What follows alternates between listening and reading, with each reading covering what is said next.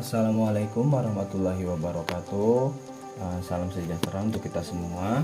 Pertama-tama yang saya hormati Bapak Nur Irwansyah selaku dosen pengampu mata kuliah membaca. Lalu yang saya hargai teman-teman X3B.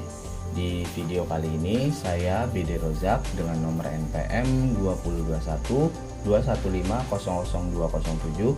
akan mempresentasikan makalah saya yang berjudul Membaca sebagai Proses Berpikir dan Bernalar. Nah, di dalam pembahasannya nanti ada 3 submateri yang akan dibahas. Yang pertama yaitu hakikat membaca, lalu proses membaca, dan yang ketiga tahap-tahap kegiatan membaca. Dan kita masuk ke hakikat membaca. Edward L. Tordik dalam Karel tahun 1988 menyatakan bahwa berpikir dan bernalar adalah kegiatan jiwa yang tidak dapat dipisahkan dari keseluruhan proses membaca. Ia menyimpulkan bahwa proses membaca pada hakikatnya adalah proses berpikir dan bernalar, reading and reasoning. Lebih lanjut, Tordik dalam Karel 1988 menyatakan bahwa seseorang yang sedang melakukan kegiatan membaca selalu melibatkan tipe-tipe berpikir kritis. Tipe-tipe berpikir kritis yang terlibat antara lain yang pertama mengkognisi atau mengenal kata dan kalimat, yang kedua mengingat pengetahuan dan pengalaman yang dimiliki untuk menafsirkan kata-kata, kalimat-kalimat, simbol-simbol atau ide-ide yang terdapat dalam teks. Dan yang ketiga menganalisis teks yang menghasilkan nalar induktif. Yang keempat mensintesis teks yang akan menghasilkan nalar deduktif. Dan yang kelima mengevaluasi teks yang termasuk di dalam kegiatan ini adalah menentukan, menyetujui, mempertimbangkan, menguji, dan lain-lain. Jadi dapat disimpulkan bahwa membaca bukan proses yang bersifat mekanis yang sederhana, tetapi proses yang kompleks. Hal ini karena membaca adalah kegiatan berpikir dan bernalar yang melibatkan kegiatan mengenali, menginterpretasi, dan menilai. Menalarkan bahwa memecahkan berbagai persoalan sehingga keterlibatan daya nalar menjadi sangat dominan. Mengingat membaca adalah kegiatan berpikir dan bernalar, maka pembelajaran membaca harus diarahkan pada pengembangan daya pikir dan daya nalar secara kreatif. Pembelajaran membaca harus difokuskan pada kemampuan berpikir dan bernalar secara mandiri untuk menentukan berbagai pendekatan, strategi dalam mengingat, mengolah, dan menentukan dan menemukan pesan-pesan informasi dalam teks yang dibaca.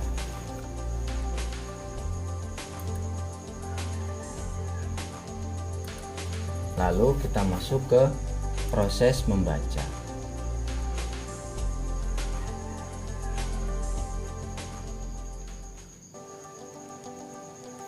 Berdasarkan hakikat membaca yang telah dikemukakan pada pembahasan sebelumnya, dapat disimpulkan bahwa membaca adalah kegiatan menemukan ide-ide baru, menemukan opini aktual, menemukan informasi fakta, pesan yang tersurat, tersirat, dan tersorot. Informasi tersebut tidak akan ditemukan jika tidak ada interaksi antara pembaca dengan teks. Ini berarti bahwa membaca adalah proses interaksi. Proses interaksi dalam membaca secara sederhana digambarkan oleh Nuttall tahun 1985 bahwa penulis atau pembicara sebagai penyampai pesan. Encoder memiliki pesan, message berupa ide, fakta, perasaan, dan argumen atau opini yang ingin disampaikan kepada pembaca.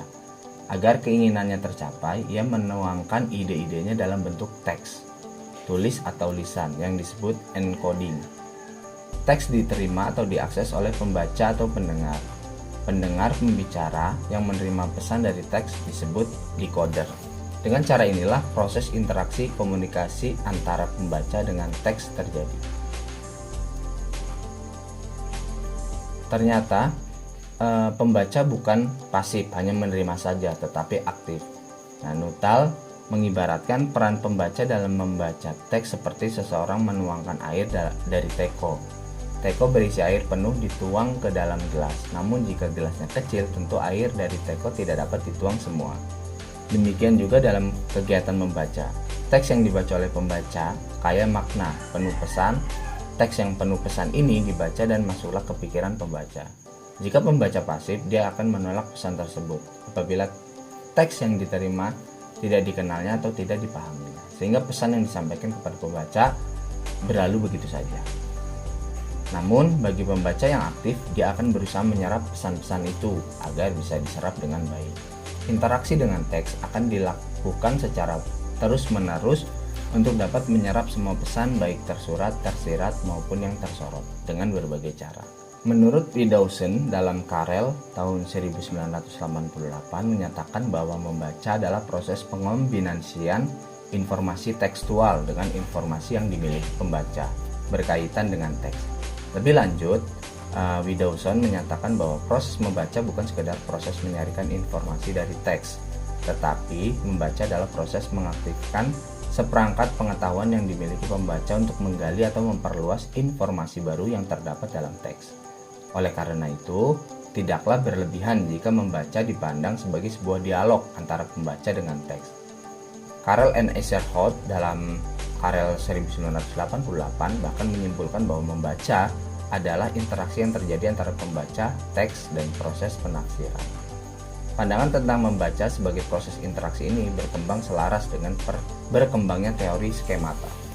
Teori skemata memandang bahwa pengetahuan awal atau background knowledge memiliki peranan penting dalam memahami teks. Rumelhart dan Ortoni dalam Karel 1988 menyatakan bahwa teks lisan maupun tulis tidak dengan sendirinya memiliki makna.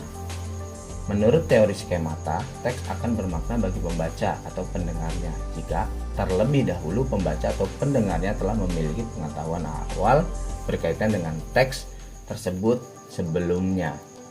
Pengetahuan awal yang dimiliki pembaca tersebut yang disebut dengan readers background knowledge, dan struktur pengetahuan awal tersebut dinamakan skemata.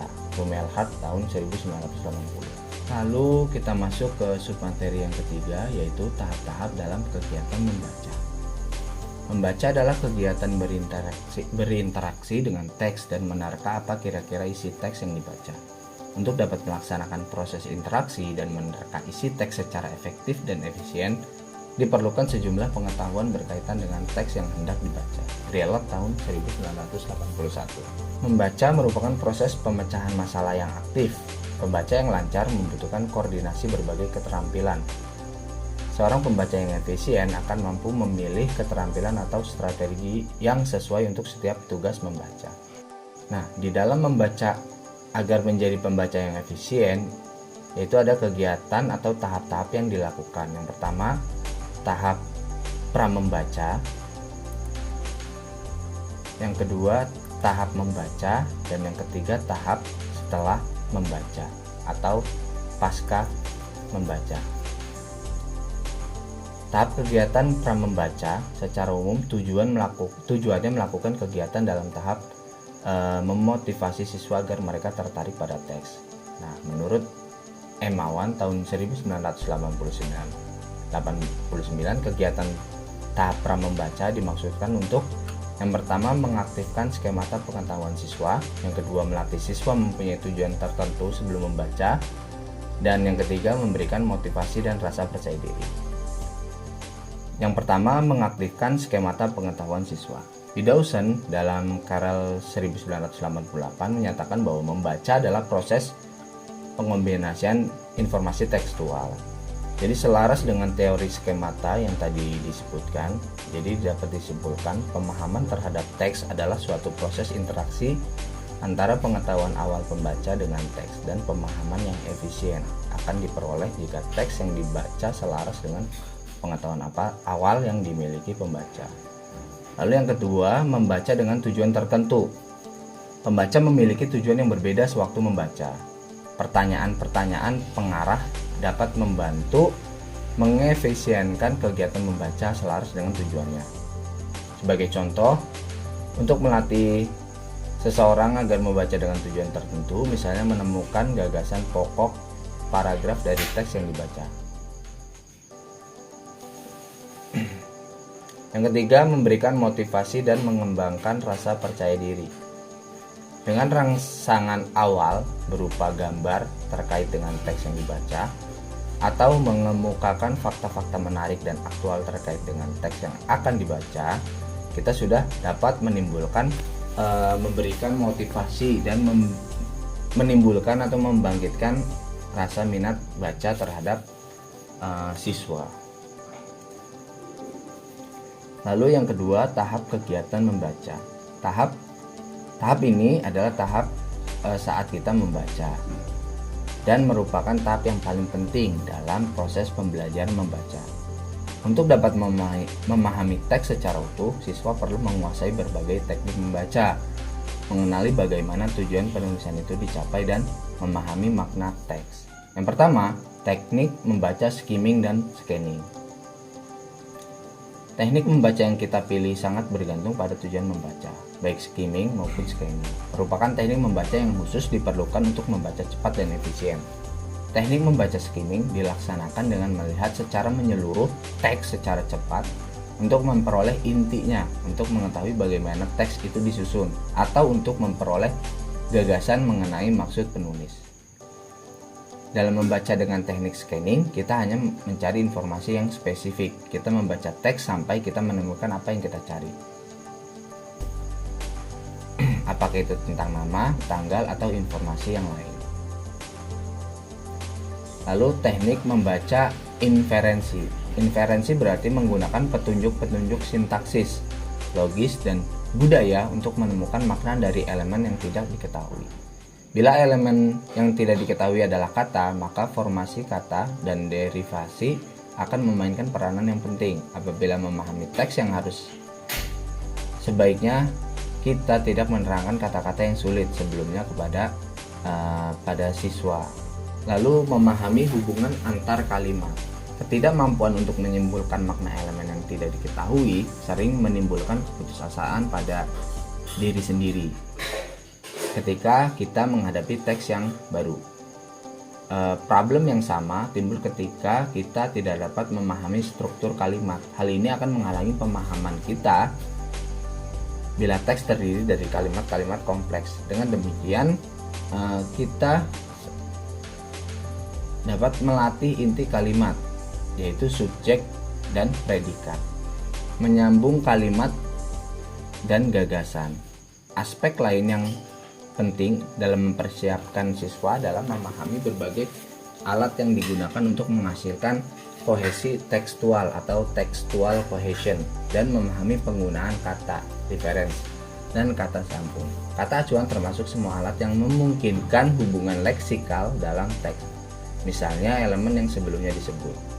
Kita perlu menyadari bahwa teks merupakan jaringan ide yang berhubungan dengan menggunakan acuan. Berikut adalah contoh cara mengenali penggunaan acuan dengan cepat.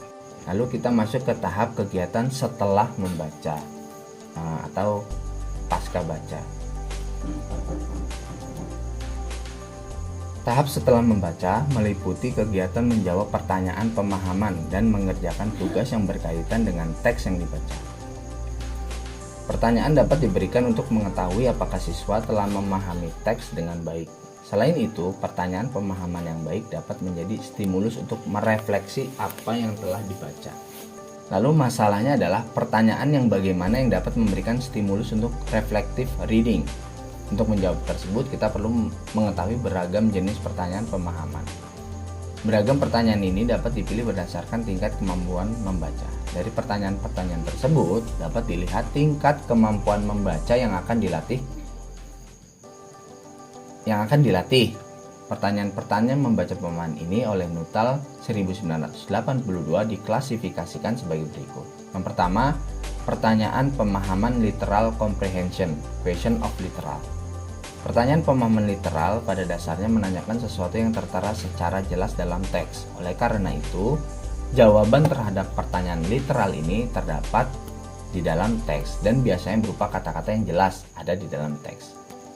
Pertanyaan literal ini penting untuk mengarah pembaca pada pemahaman yang lebih lanjut atau kompleks. Tanpa pemahaman literal lebih dulu, pembaca tidak akan pernah bisa memahami teks secara rinci. Namun, pertanyaan literal ini jumlahnya tidak boleh terlalu banyak. Lalu yang kedua, pertanyaan yang melibatkan reorganisasi dan reinterpretasi. Pertanyaan yang melibatkan reorganisasi dan reinterpretasi ini lebih sulit dibandingkan dengan pertanyaan literal. Untuk menjawab pertanyaan jenis yang kedua ini, pembaca harus mengumpulkan sejumlah informasi literal dari berbagai bagian teks, kemudian menyatakan atau menginterpretasikan kembali informasi tersebut. Yang ketiga, pertanyaan inferensi. Untuk menjawab pertanyaan inferensi, kita harus membaca secara tersirat. Pertanyaan jenis ini menanyakan sesuatu yang tidak secara eksplisit ada dalam teks. Pertanyaan jenis ini jauh lebih sulit dibandingkan dengan pertanyaan jenis yang pertama atau literal dan yang kedua, karena mengharuskan siswa memahami teks secara lebih baik untuk menemukan apa yang tersirat, menemukan implikasi-implikasi dari apa yang tertera secara literal. Kita harus mengumpulkan informasi yang tersebar dalam teks, kemudian menyatukannya, menyimpulkan, dan kemudian mengungkapkan apa yang diimplikasikan di balik itu semua. Lalu yang keempat, pertanyaan evaluasi. Dalam pertanyaan evaluasi mengharuskan pembaca untuk menilai teks, dalam artian apa yang sebenarnya ingin ditulis oleh pengarang dan bagaimana tujuan tersebut dicapai. Pembaca harus memberikan penilaian terhadap kekuatan argumentasi yang dikemukakan pengarang atau keefektifan narasi yang dipakai untuk memaparkan tulisannya. Pertanyaan jenis ini jauh lebih sulit dibandingkan dengan pertanyaan jenis 1, 2, dan 3. Hal ini karena untuk menjawab pertanyaan evaluatif, kita tidak hanya merespon saja, tetapi juga menganalisis respon yang dikemukakan serta menemukan alasan-alasannya. Yang kelima, pertanyaan yang memerlukan respon personal. Pertanyaan yang memerlukan respon personal ini mengharuskan kita mereaksi isi teks yang dibaca. Lalu yang terakhir ada pertanyaan aplikasi. Dan jenis pertanyaan terakhir ini dapat dikategorikan sebagai pertanyaan aplikasi karena pada dasarnya pertanyaan kategori ini menanyakan apa yang bisa dilakukan pembaca setelah memahami teks. Dan kesimpulannya dari apa yang sudah dijelaskan, yang pertama yaitu membaca bukan sekedar suatu kegiatan yang sederhana, memiliki proses yang kompleks.